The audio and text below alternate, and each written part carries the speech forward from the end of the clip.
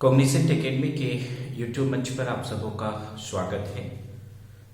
आज से हम लोग एक नया unit electromagnetic induction and alternating current बिल्कुल सीक्वेंस में, जहां पर हम लोग हर एक टॉपिक को बिल्कुल डिटेल में देखेंगे और ये पूरा का पूरा चैप्टर जो है वो बिल्कुल सीक्वेंस में होगा और थोड़ा थोड़ा, ठीक है, हर एक दिन 2 दिन में ये वीडियो जो है आपको मिलने शुरू हो जाएंगे। तो एक सीक्वेंस में होगा तो आपको, मुझे लगता है कि आप लोगों को समझने में काफी आसानी होगी। तो हम लोग शुरू कर रहे हैं आज electromagnetic induction and alternating current, और उसमें सबसे पहला टॉपिक जो है हम लोग देखने जा रहे हैं कि मैग्नेटिक फ्लक्स क्या है। इससे पहले कि हम लोग इलेक्ट्रोमैग्नेटिक इंडक्शन को समझे, हम लोगों के लिए ये जानना बेहद जरूरी है कि मैग्नेटिक फ्लक्स क्या होता है, राइट। मैग्नेटिक फ्लक्स को अगर हम लोग डिफाइन करना चाहें तो किस तरह से डिफाइन करेंगे? Magnetic flux through any surface of the conductor held in a magnetic field is measured as the total number of magnetic field lines passes normally through the surface। कहने का मतलब है कि अगर सपोज करिए we have a conductor, और अगर इस कंडक्टर को हम लोग कहां पे रखते हैं? मैग्नेटिक फील्ड के अंदर रखते हैं, तो इस कंडक्टर के थ्रू जितना number of magnetic field lines normal to the surface pass करेगा, राइट, इस number of magnetic field lines को ही एक्चुअल में हम लोग मैग्नेटिक फ्लक्स का नाम देते हैं। तो यहां पर अगर आप देखो, मैग्नेटिक फ्लक्स को अगर आप मेजर करना चाहते हो तो कैसे मेजर करोगे? तो magnetic flux φb through any surface of the conductor held in a magnetic field b is measured as या measured by the total number of magnetic lines of force crossing the surface. तो यहां पर देखिए एक conductor है, इस conductor को हमने कहां पे रखा है? मैग्नेटिक फील्ड के अंदर रखा है। अब इसके थ्रू जो है इस तरह से हम लोग देख रहे हैं कि number of magnetic field lines जो है वो पास कर रहे हैं। तो जितने number of magnetic field lines pass करेंगे उस number of magnetic field lines को ही एक्चुअल में हम लोग किस नाम से जानते हैं? मैग्नेटिक फ्लक्स कहते हैं। सो what is magnetic flux? The magnetic flux through any surface of the conductor held in a magnetic field B is defined as, ऐसे भी लिख सकते हैं, is defined as the total number of magnetic field lines passes normally through the surface। तो यहां पर देखिए, अगर ये हम लोगों का एक कंडक्टर है, राइट, जिसको हमने मैग्नेटिक फील्ड के अंदर रखा है, तो जो सरफेस एरिया है उसका जो डायरेक्शन होगा वो हमेशा नॉर्मल टू द कंडक्टर होगा।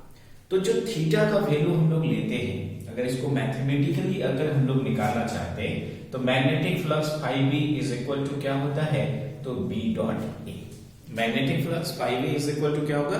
b dot A.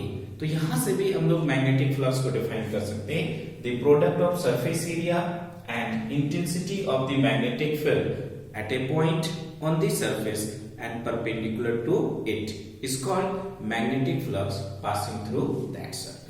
तो यहां पर देखिए φb is equal to b dot a है, तो यहां पर इसको हम लोग लिख सकते हैं ba cos थीटा। तो यहां पर थीटा जो है हम लोग क्या लेंगे?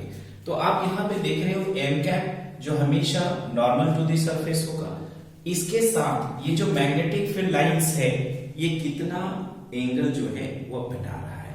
तो यहां पर अगर हम लोग देखें तो थीटा का वैल्यू जो है हमारा कितना हो जाएगा? 0 डिग्री। तो इस परिस्थिति में अगर हम लोग देखें तो magnetic flux φb is equal to ba cos 0 degree होगा। cos 0 डिग्री का वैल्यू कितना होगा? 1। तो इस तरह से φb is equal to ba हो गया, और ये हम लोगों का मैक्सिमम वैल्यू होगा, राइट। तो φb इज इक्वल टू क्या हो जाएगा? ba, और ये हो जाएगा हम लोगों का मैक्सिमम वैल्यू।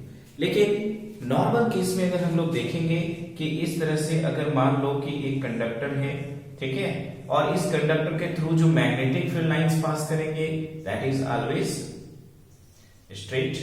बट यहां पर मान लो कि ये जो एरिया वेक्टर होगा n कैप, वह यहां पर जो मैग्नेटिक फील्ड लाइंस है उसके साथ एंगल थीटा बना रहा है। बिल्कुल जनरलाइज केस हो गया। यहां पर φb का वैल्यू जो है b डॉट a, या सिंपल हम लोग ba cos थीटा लेंगे। जो भी थीटा का वैल्यू होगा उसी को हम लोग यहां पर डोनेट कर लेंगे, ठीक है। तो यहां पर phi b is equal to B dot A है, तो हम लोग क्या देख रहे हैं, B dot A is equal to what, B A cos theta. तो इस तरह से अगर हम लोग देखें तो जो मैग्नेटिक फ्लक्स है उसको दो तरह से डिफाइन कर सकते हैं। एक तो आप मैथमेटिकल फॉर्मूला से डिफाइन कर सकते हो, और दूसरा जो हमने बताया मैग्नेटिक फील्ड लाइंस के टर्म में। तो मैग्नेटिक फ्लक्स का डेफिनेशन कैसा होगा, तो the product of surface area and intensity of the magnetic field at a point on the surface and perpendicular to it is called magnetic flux passing through that surface।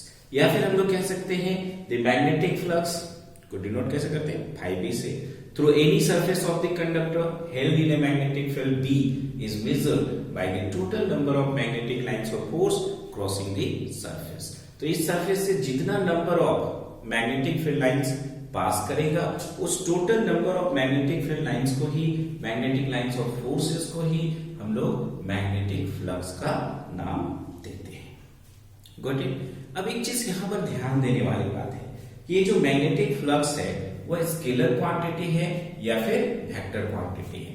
तो जैसा कि हम लोग देख रहे हैं कि phi b जो है वह क्या है, डॉट प्रोडक्ट का रिजल्ट है, और डॉट प्रोडक्ट को ही हम लोग स्केलर प्रोडक्ट के नाम से भी जानते हैं।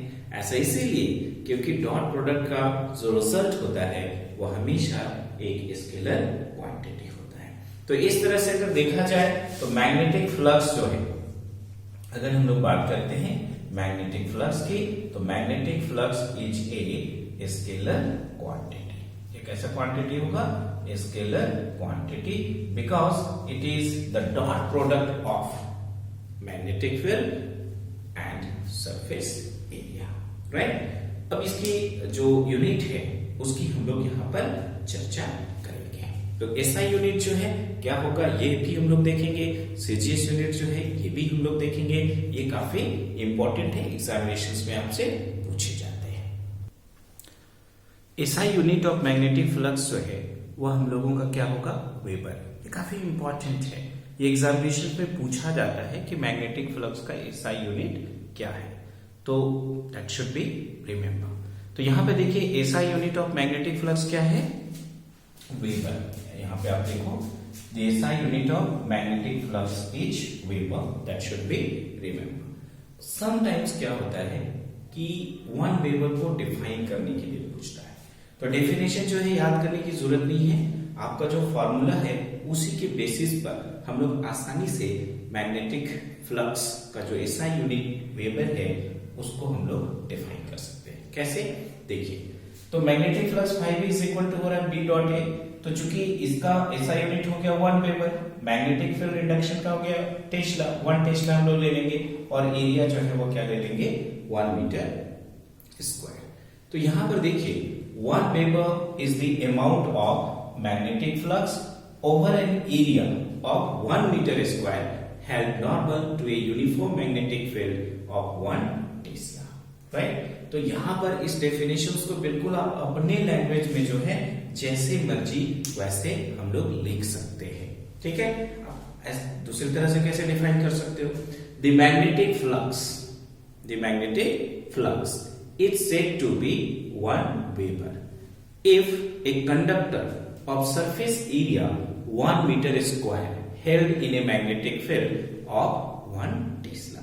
कहने का मतलब है कि अगर एक कंडक्टर है जिसकी सरफेस एरिया 1 मीटर स्क्वायर है, अगर उसको हम लोग मैग्नेटिक फील्ड में रख रहे हैं जिसका मैग्नेटिक फील्ड इंडक्शन का वैल्यू 1 टेस्ला है, देन दैट टाइम जो भी मैग्नेटिक फ्लक्स की वैल्यू होगी उसी को हम लोग 1 वेबर कहते हैं। तो 1 weber is the amount of magnetic flux. 1 weber है तो क्या है, वो अमाउंट है मैग्नेटिक फ्लक्स का over an area of 1 metre square held normal to a uniform magnetic field of 1 tesla. यानी कि एक एरिया है कंडक्टर का 1 मीटर स्क्वायर जिसको हम लोग कहां पे रख रहे हैं, यूनिफॉर्म मैग्नेटिक फील्ड में, जिसकी वैल्यू कितनी है, 1 टेस्ला। तो जितना भी अमाउंट होगा मैग्नेटिक फ्लक्स का उसी को हम लोग किस नाम से जानते हैं, 1 वेबर कहते हैं। अब यहां पे देखो जो सीजीएस यूनिट है मैग्नेटिक फ्लक्स का, CGS unit of magnetic flux जो है ये होता है हम लोगों का मैक्सवेल। अब अगर हम लोग ये जो आप देख रहे हो वेबर और मैक्सवेल, अगर इन दोनों के बीच में अगर हम लोग रिलेशन निकालना चाहते हैं किस तरह से कन्वर्ट कर सकते हैं, ये देखना चाहते हैं तो कैसे हम लोग निकालें। फॉर्मूला से आते हैं, magnetic flux phi v is equal to क्या होता है, b डॉट a। अब यहां पर देखो हम लोग अगर लिख रहे हैं 1 weber is equal to 1 tesla into हम लोग क्या लिखेंगे 1 मीटर स्क्वायर। अब यहाँ पे देखो 1 weber is equal to 1 tesla is equal to कितना गॉस होगा, तो 10 टू द पावर 4 गॉस होगा। इनफैक्ट ये जो टेस्ला है मैग्नेटिक फील्ड इंडक्शन का ऐसा यूनिट हो गया, और गॉस जो है वो क्या हो गया, सीजीएस यूनिट हो गया। और 1 टेस्ला इज इक्वल टू कितना गॉस होगा, तो 10 टू द पावर 4 गॉस होगा। यहाँ पे देखिए 1 मीटर है, तो 1 मीटर इज इक्वल टू कितना होता है 100 सेंटीमीटर। तो यहां पर हम लोग लिख सकते हैं 100 सेंटीमीटर का स्क्वायर लिखेंगे। यानी कि यहां पे देखो 1 weber is equal to 10 to the power 4 gauss, है ना, इनटू यहां पर 10 टू द पावर 2, तो इसको 10 to the power 4 centimetre square लिख सकते हैं। या फिर 1 weber is equal to 10 to the power 8 gauss centimetre square. तो यहां पर देखिए जो मैग्नेटिक फ्लक्स है उसका अगर सीजीएस यूनिट अगर हम लोग देखें तो क्या होगा मैक्सवेल, और 1 मैक्सवेल इज इक्वल टू क्या होगा 1 गॉस इनटू 1 सेंटीमीटर स्क्वायर।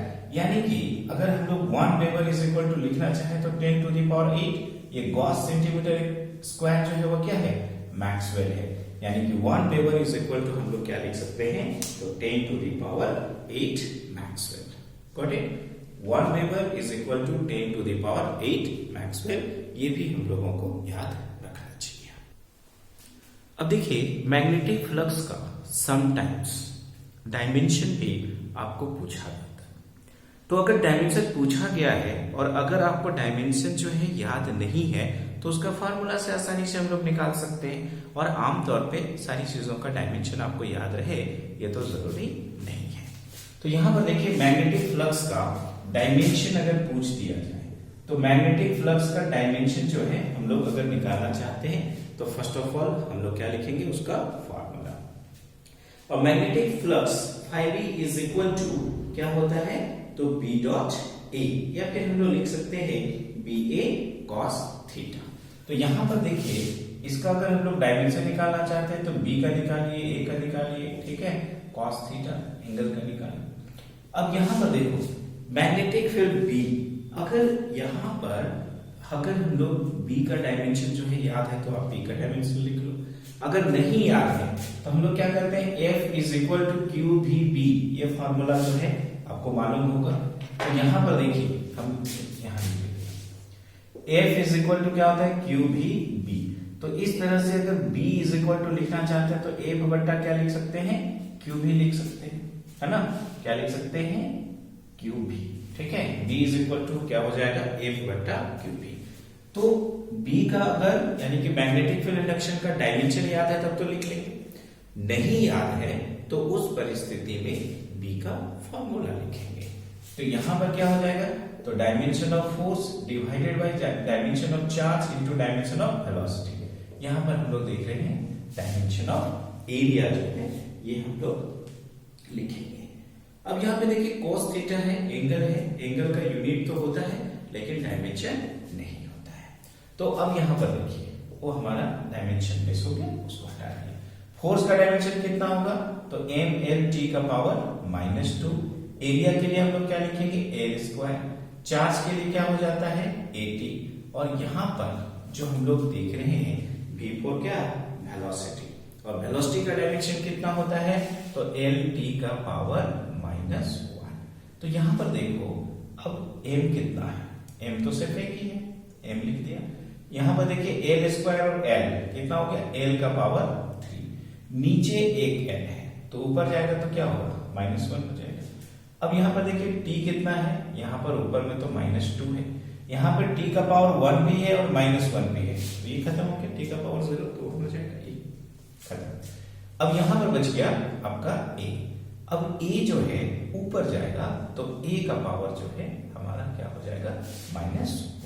तो इस तरह से अगर देखा जाए तो डायमेंशन ऑफ मैग्नेटिक फ्लक्स क्या हो गया mL2 T का पावर -2 और A का पावर -1। तो डायमेंशन जो है हमारा फाइनली मैग्नेटिक फ्लक्स का क्या हो गया, m l स्क्वायर t का पावर -2 और a का पावर -1। तो इस तरह से हम लोग देखते हैं कि मैग्नेटिक फ्लक्स में आपको पूछा क्या जा सकता है कि मैग्नेटिक फ्लक्स को डिफाइन करिए, आपने डेफिनेशन देख लिया। पूछा जा सकता है कि उसका एसआई यूनिट क्या है, तो एसआई यूनिट हो गया वेबर। सीजीएस यूनिट क्या है, मैक्सवेल। और 1 वेबर इज इक्वल टू कितना मैक्सवेल, तो 10 to the power 8 maxwell, right. और हमने यहां पर डायमेंशन भी देख लिया, ml स्क्वायर t का पावर -2 a का पावर -1। इसके अलावा जो है हमने ये भी देखा कि मैग्नेटिक फ्लक्स जो है वह क्या है, एक स्केलर क्वांटिटी है, राइट। अब जब मैग्नेटिक फ्लक्स का कॉन्सेप्ट हम लोगों का क्लियर हो गया है तो अब आसानी से हम लोग इलेक्ट्रोमैग्नेटिक इंडक्शन को समझ सकते हैं कि इलेक्ट्रोमैग्नेटिक इंडक्शन क्या है। इलेक्ट्रोमैग्नेटिक इंडक्शन क्या है, the phenomenon of generating EMF और electric current by changing the magnetic flux linked with a conductor. तो एक कंडक्टर के साथ जितना भी मैग्नेटिक फ्लक्स लिंक्ड है, अगर उस मैग्नेटिक फ्लक्स को आप चेंज करते हैं तो एक ईएमएफ इंड्यूस्ड होगा, एक इलेक्ट्रिक करंट जो है वो ऑब्टेन्ड होगा। और यही घटना जो है इलेक्ट्रोमैग्नेटिक इंडक्शन कहलाती है। जो भी ईएमएफ मिलेगा उसको हम लोग इंड्यूस्ड ईएमएफ मिलेंगे। और अगर ये पूरा का पूरा जो भी ईएमएफ जो हम लोगों को डेवलप हो रहा है, अगर वो किसी क्लोज सर्किट में है, देन दैट टाइम एक इलेक्ट्रिक करंट फ्लो करेगा और उस इलेक्ट्रिक करंट को हम लोग किस नाम से जानते हैं, इंड्यूस्ड इलेक्ट्रिक करंट कहते हैं। तो जैसा कि हम लोग अभी पढ़े कि मैग्नेटिक फ्लक्स दैट मीन्स क्या, number of magnetic field lines. तो ऐसा भी हम लोग कह सकते हैं कि किसी कंडक्टर के साथ जो भी associated number of magnetic field lines है, अगर उस मैग्नेटिक फील्ड लाइंस को अगर आप चेंज कर रहे हो तो उसकी वजह से हम लोगों का ईएमएफ जनरेट होगा, इलेक्ट्रिक करंट जनरेट होगा। और ये घटना जो है क्या कहलाएगी, electromagnetic induction. So what is electromagnetic induction, the phenomenon of generating EMF और इलेक्ट्रिक करंट। एक ऐसी घटना, एक ऐसा फिनोमेनन जिसमें हम लोग इलेक्ट्रिक करंट जनरेट करते हैं, ईएमएफ जनरेट करते हैं। तरीका क्या होता है, bye changing the number of magnetic field lines associated with the conductor. तो एक कंडक्टर के साथ जो भी एसोसिएटेड है number of magnetic field lines, अगर उस number of magnetic field lines को चेंज कर अगर हम लोग ईएमएफ जनरेट करते हैं, करंट जनरेट करते हैं, इलेक्ट्रोमैग्नेटिक इंडक्शन कहलाता है। जो भी ईएमएफ हम लोगों के यहाँ पर ऑब्टेन होता है, the EMF so obtain is called induced EMF. और हम लोग यहाँ पर देखते हैं कि जो भी इलेक्ट्रिक करंट ऑब्टेन होता है इस प्रोसेस से, तो उसको हम लोग इंड्यूस्ड इलेक्ट्रिक करंट का नाम देते हैं, राइट। तो हमने क्या किया है कि आपकी सुविधा के लिए जो डेफिनेशन है वो हमने बोर्ड में लिख रखा है। तो आप क्या करोगे कि इस डेफिनेशंस को स्क्रीनशॉट मार के आप जो है नोट्स भी आसानी से बना सकते हैं, ठीक है। तो यहां पर देखिए हमने देखा कि इलेक्ट्रोमैग्नेटिक इंडक्शन क्या है, the phenomenon of generating electric current और ईएमएफ। एक ऐसा फिनोमेनन जिसमें हम लोग जनरेट कर रहे हैं किस चीज को, तो इलेक्ट्रिक करंट और ईएमएफ। कैसे, तो by changing the number of magnetic lines of force. अब मैग्नेटिक लाइंस ऑफ फोर्स को मैग्नेटिक फील्ड लाइंस भी बोल सकते हैं। तो by changing the number of magnetic field lines associated with a conductor is called electromagnetic induction. तो एक conductor के साथ जो भी एसोसिएटेड है number of magnetic field lines, उस number of magnetic field lines को चेंज कर अगर हम लोग इलेक्ट्रिक करंट और ईएमएफ जनरेट करते हैं तो ये फेनोमेनन जो है इलेक्ट्रोमैग्नेटिक इंडक्शन कहलाती है। The EMF so developed is called induced EMF. यहां पर जो भी ईएमएफ डेवलप होता है उसको हम लोग इंड्यूस्ड ईएमएफ कहते हैं। If the conductor is in the form of A close circuit, और अगर ये कंडक्टर जो है एक क्लोज सर्किट के फॉर्म में रहता है, एक current flows in this circuit, तो सर्किट के थ्रू एक करंट फ्लो करेगा and this is called induced current, right. तो इस वीडियो में हमने देखा कि इलेक्ट्रोमैग्नेटिक इंडक्शन क्या है, उसके डेफिनेशंस को पाने के लिए सबसे पहले हमने मैग्नेटिक फ्लक्स बताया। मैग्नेटिक फ्लक्स का डेफिनेशन जो है ये पूछा जाता है, डिफाइन मैग्नेटिक फ्लक्स, उसकी एसआई यूनिट जो है ये पूछी जाती है, उसका सीजीएस यूनिट पूछा जा सकता है। फिर हमने देखा कि जो 1 वेबर है वो 10⁸ मैक्सवेल है, ये भी आपसे एग्जामिनेशन में पूछा जा सकता है। मैग्नेटिक फ्लक्स का डायमेंशन जो है ये भी एग्जामिनेशन में पूछा जाता है, और इलेक्ट्रोमैग्नेटिक इंडक्शन क्या है उसको डिफाइन करने के लिए भी पूछा जाता है। तो आज की वीडियो में हमने जस्ट जनरल्स टर्म जो है ये हमने देखा है। नेक्स्ट जो हमारा वीडियो होगा, नेक्स्ट टॉपिक होगा इसी चैप्टर से फैराडेज एक्सपेरिमेंट। देन आफ्टर हम लोग देखेंगे Faraday's laws of electromagnetic induction. तो पहले मैं समझाऊंगा कि फैराडेज एक्सपेरिमेंट क्या है और उस एक्सपेरिमेंट के जरिए, ठीक है, उन्होंने किस तरह से एक लॉ जो है वह आपको दिया, ये भी हम लोग बात करेंगे नेक्स्ट वीडियो में। तो इस वीडियो में इतना ही। आपने वीडियो देखा, आपको समझ में आया तो हमारे कमेंट बॉक्स में जरूर कमेंट करें। Thank you very much.